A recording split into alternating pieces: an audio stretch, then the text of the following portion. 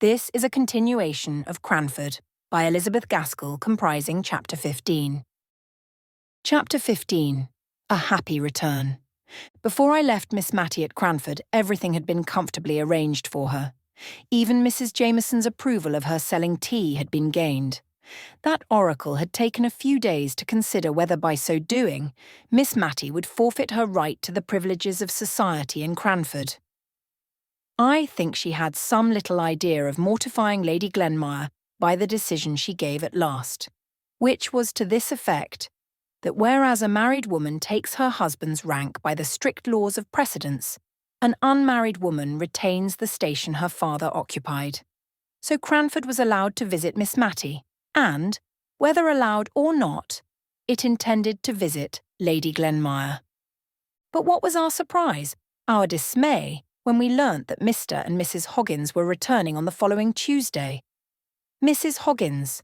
Had she absolutely dropped her title, and so, in a spirit of bravado, cut the aristocracy to become a Hoggins? She who might have been called Lady Glenmire to her dying day. Mrs. Jameson was pleased. She said it only convinced her of what she had known from the first, that the creature had a low taste. But the creature looked very happy on Sunday at church, nor did we see it necessary to keep our veils down on that side of our bonnets on which Mr. and Mrs. Hoggins sat, as Mrs. Jameson did, thereby missing all the smiling glory of his face and all the becoming blushes of hers. I am not sure if Martha and Jem looked more radiant in the afternoon, when they too made their first appearance.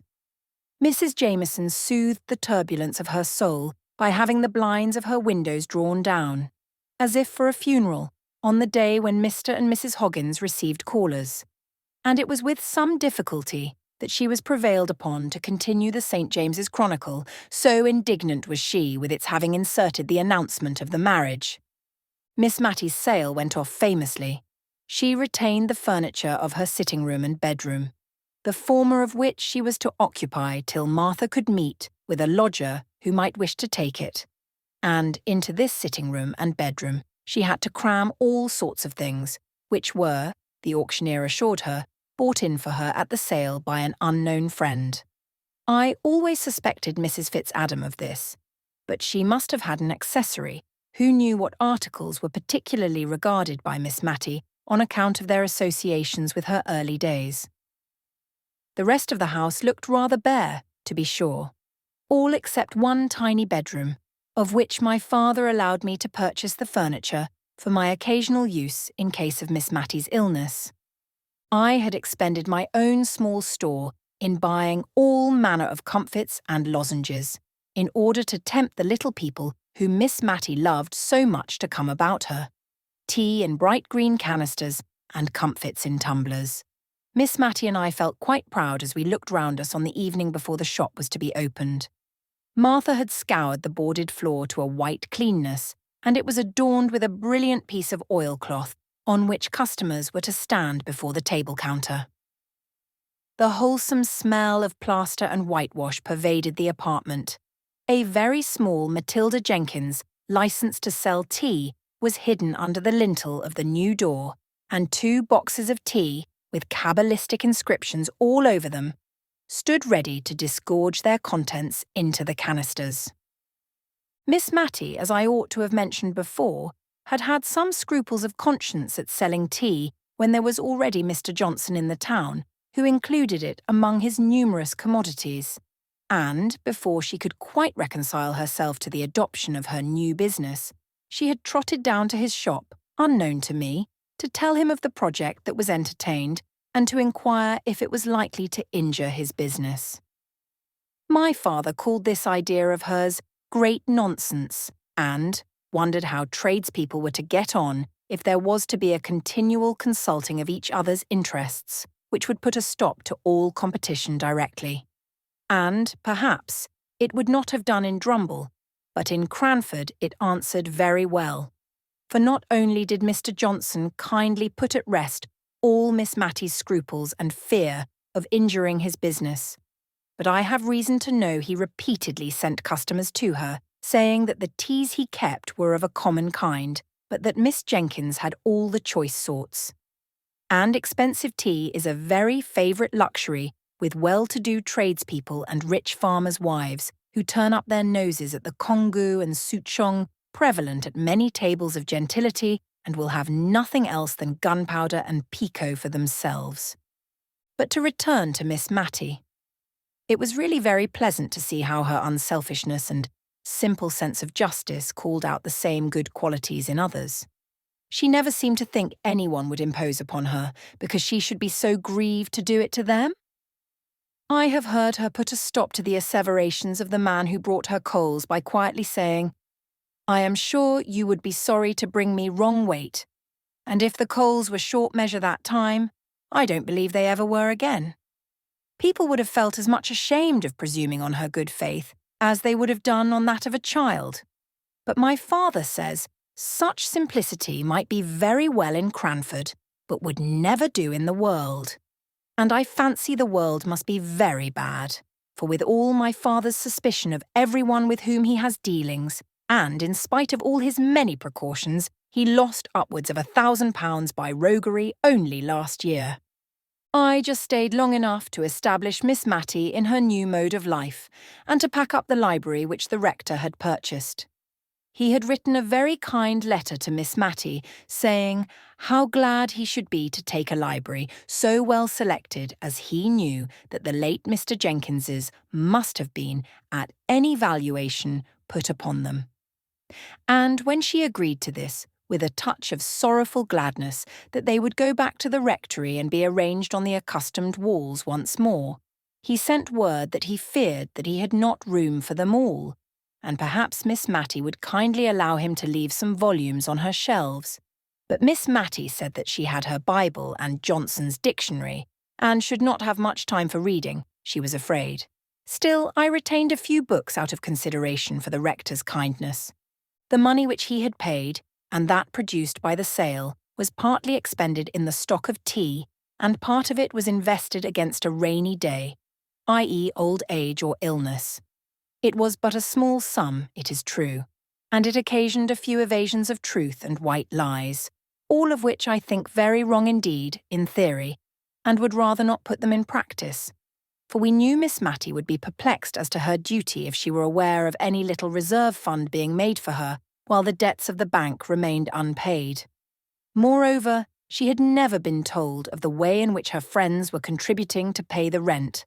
I should have liked to tell her this, but the mystery of the affair gave a piquancy to their deed of kindness, which the ladies were unwilling to give up, and at first Martha had to shirk many a perplexed question as to her ways and means of living in such a house, but by and by Miss Matty's prudent uneasiness sank down into acquiescence with the existing arrangement. I left Miss Matty with a good heart. Her sales of tea during the first 2 days had surpassed my most sanguine expectations. The whole country round seemed to be all out of tea at once. The only alteration I could have desired in Miss Matty's way of doing business was that she should not have so plaintively entreated some of her customers not to buy green tea, running it down as a slow poison, sure to destroy the nerves and produce all manner of evil. Their pertinacity in taking it, in spite of all her warnings, distressed her so much that I really thought she would relinquish the sale of it, and so lose half her custom.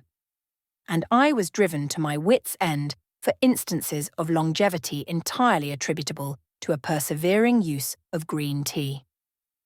But the final argument, which settled the question, was a happy reference of mine to the train oil and tallow candles, which the Eskimo not only enjoy, but digest.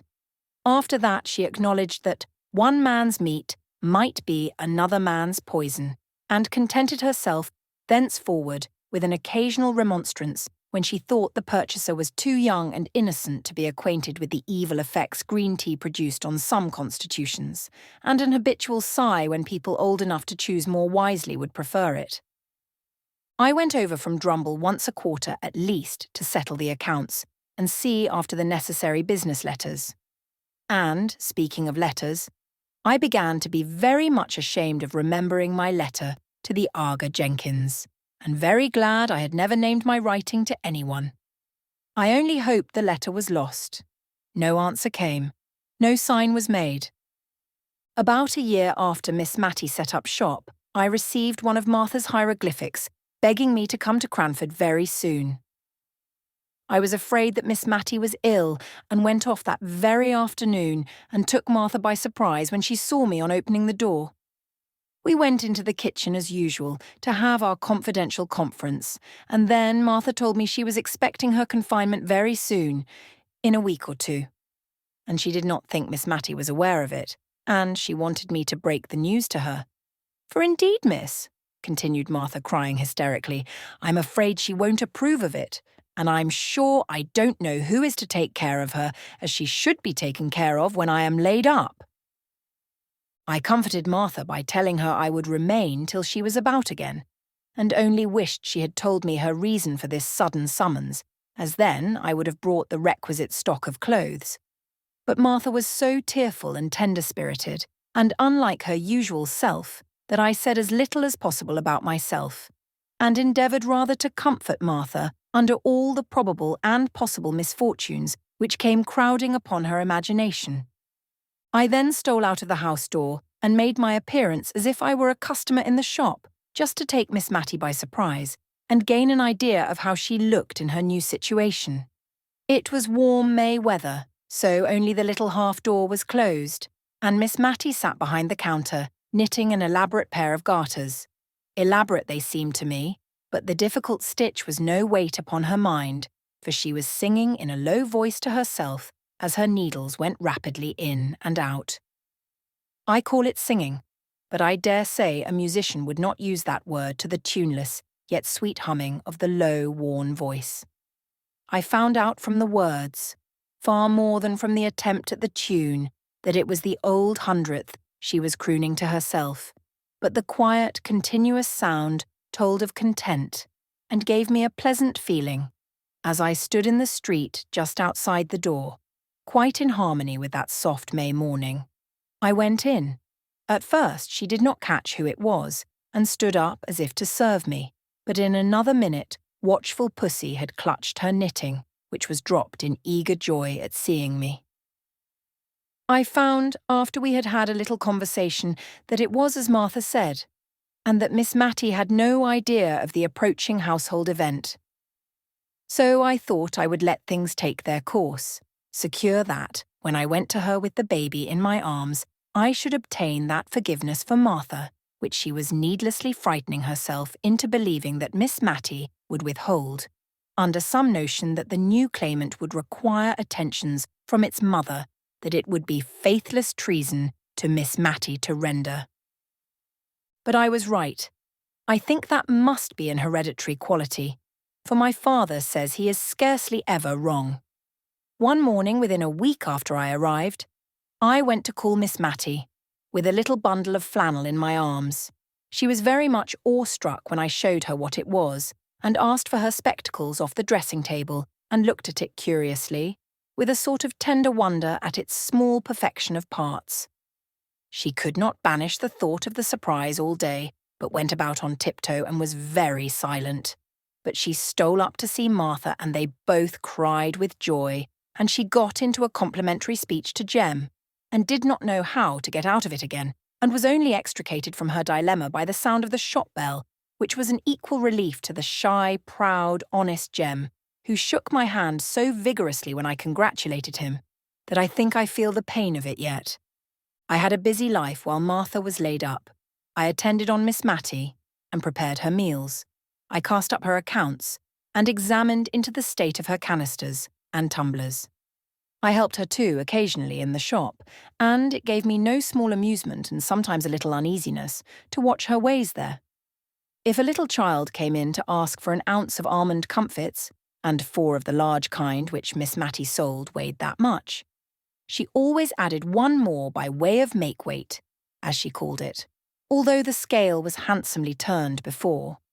And when I remonstrated against this, her reply was, "The little things like it so much." There was no use in telling her that the 5th comfit weighed 1/4 of an ounce and made every sale into a loss to her pocket. So I remembered the green tea and winged my shaft with a feather out of her own plumage. I told her how unwholesome almond comfits were, and how ill excess in them might make the little children. This argument produced some effect, for henceforward, instead of the fifth comfit, she always told them to hold out their tiny palms, into which she shook either peppermint or ginger lozenges, as a preventive to the dangers that might arise from the previous sale. Altogether, the lozenge trade conducted on these principles did not promise to be remunerative, but I was happy to find she had made more than £20 during the last year by her sales of tea, and, moreover, that now she was accustomed to it, she did not dislike the employment, which brought her into kindly intercourse with many of the people round about. If she gave them good weight, they, in their turn, brought many a little country present to the old rector's daughter: a cream cheese, a few new-laid eggs, a little fresh ripe fruit, a bunch of flowers. The counter was quite loaded with these offerings sometimes, as she told me. As for Cranford in general, it was going on much as usual. The Jameson and Hoggins feud still raged, if a feud it could be called, when only one side cared much about it.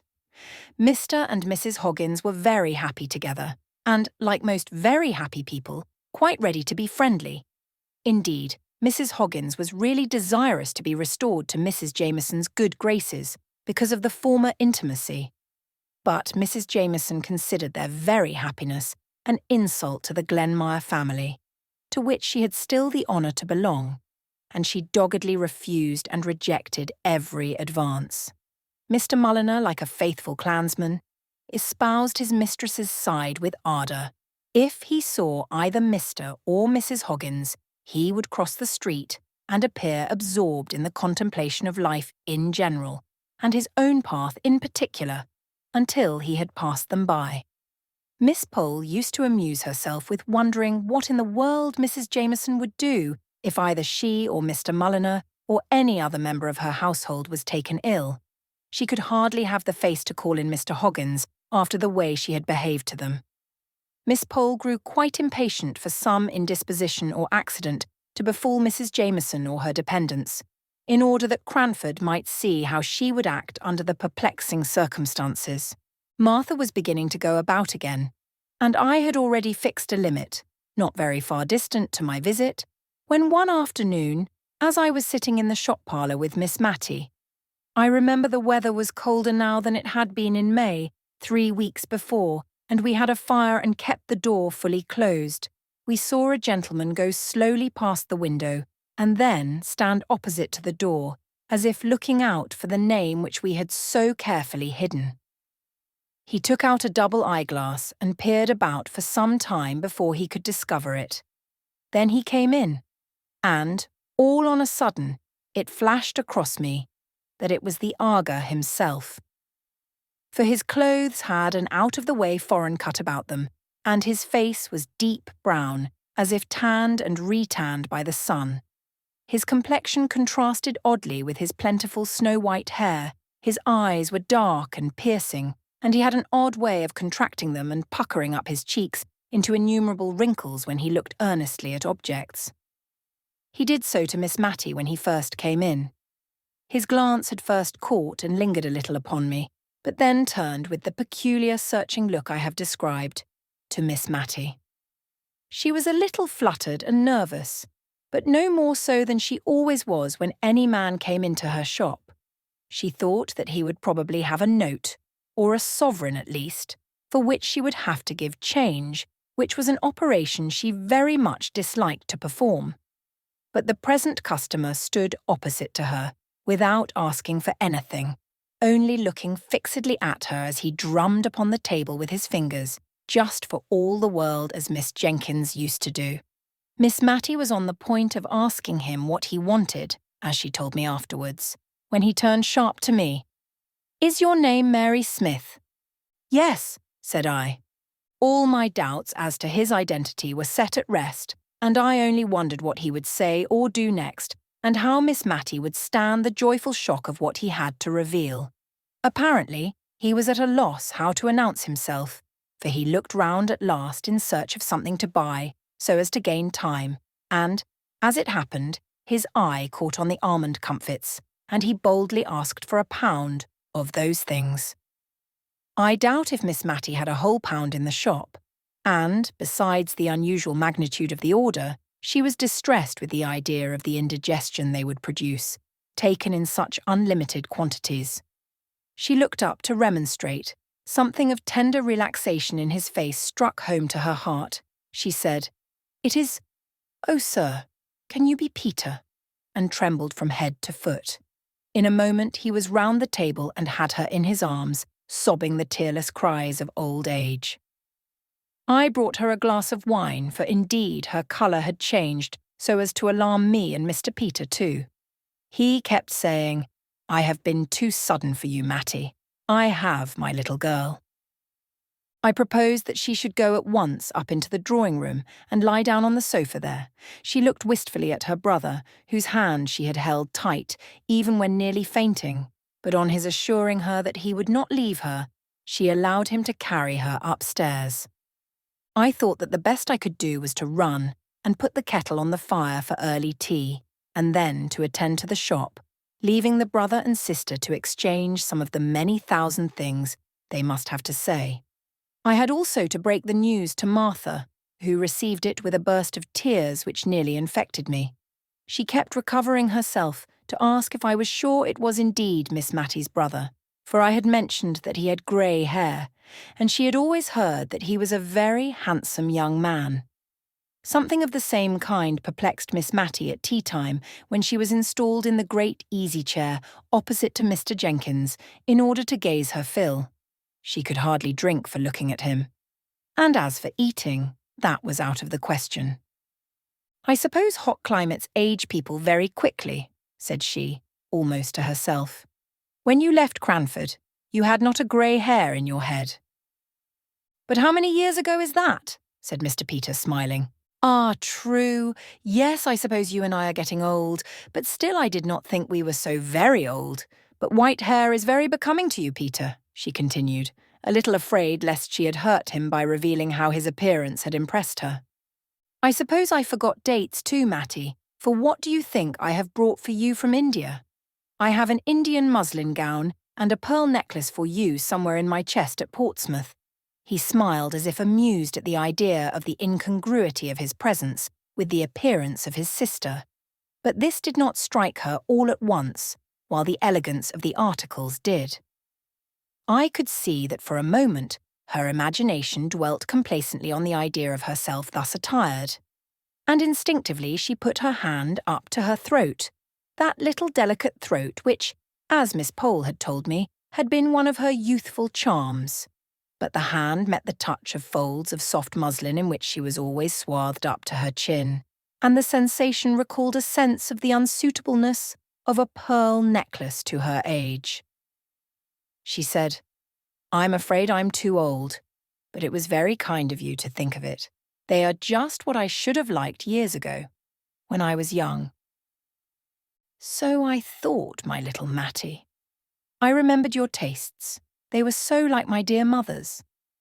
At the mention of that name, the brother and sister clasped each other's hands yet more fondly, and, although they were perfectly silent, I fancied they might have something to say if they were unchecked by my presence, and I got up to arrange my room for Mr. Peter's occupation that night, intending myself to share Miss Matty's bed.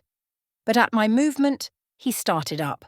"I must go and settle about a room at the George. My carpet-bag is there too." "No," said Miss Matty in great distress. "You must not go. Please, dear Peter. Pray, Mary. Oh, you must not go." She was so much agitated that we both promised everything she wished.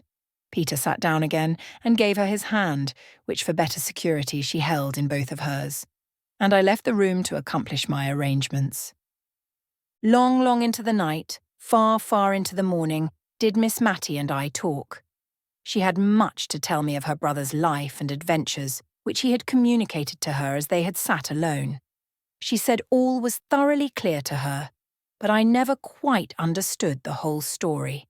And when in after days I lost my awe of Mr. Peter, enough to question him myself, he laughed at my curiosity and told me stories that sounded so very much like Baron Munchausen's that I was sure he was making fun of me.